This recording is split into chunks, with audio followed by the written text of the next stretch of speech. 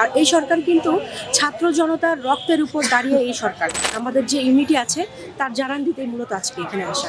আপনারা জানেন যে নতুন যে বাংলাদেশ বিনির্মাণের ছাত্র জনতা যে আন্দোলন করেছিল, সেই আন্দোলনের এখন পর্যন্ত আমরা ফলপ্রসূ দিক নির্দেশনাটা ওভাবে মানুষকে দিতে পারছি না।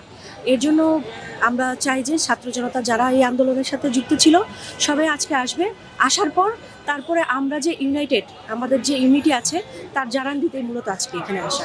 ছাত্রদের সাথে সরকারের সমন্বয়হীনতার কথা আমি বলবো না, একটা দূরত্ব আছে এবং বিভিন্ন ধরনের চ্যালেঞ্জ আমরা ফিল করতেছি।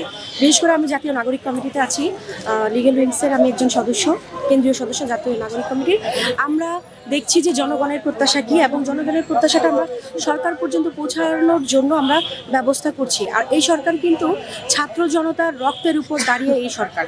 সুতরাং এই সরকারকে গত প্রায় 5 মাসের মধ্যে অনেক কিছু সম্ভব হয়নি, কিন্তু আমরা চাই এই সরকার ছাত্রদের যে চাওয়া, ছাত্রদের যে দাবি, শহীদ যারা হয়েছে সেই পরিবারের দেখভাল করা এবং যারা আহত, বিশেষ করে আহতদের চিকিৎসার ব্যাপারে আমরা অবশ্যই চাই এই সরকার যাতে একটু গুরুত্ব দেয়। আপনারা জানেন যে কিছুদিন আগে দ্রব্যমূল্যের যে ঊর্ধ্বগতিটা ছিল সেটাতেও সরকার নজর দিয়েছে।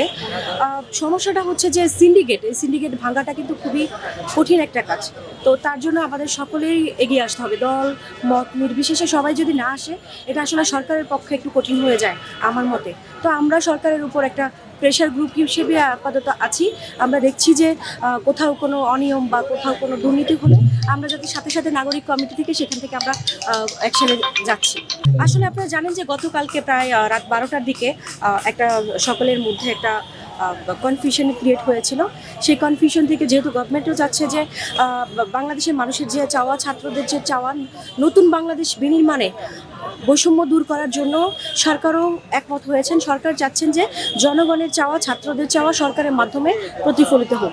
তো আমরা যেহেতু ছাত্রদের নিয়ে কাজ করছি, আমরা যেহেতু যারা আহত হয়েছেন এবং যারা এই বিপ্লবে অংশগ্রহণ করেছেন তাদের সাথে আমরা আমাদের ইউনিটি জানান দিতে এবং আমরা পরবর্তীতে কীরকম বাংলাদেশ দেখতে চাই সেটার জন্য আজকে আমাদের এখানে আসা।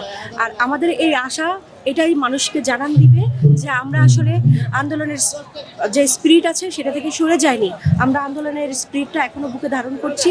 আমরা চাই শহীদ পরিবার বিচার পাক এবং যারা আহত আছে তারা চিকিৎসার পাশাপাশি ভবিষ্যতে এই তরুণরা বাংলাদেশকে কোন অবস্থানে দেখতে চায় সেই অবস্থানের আজকে জানান দেওয়া।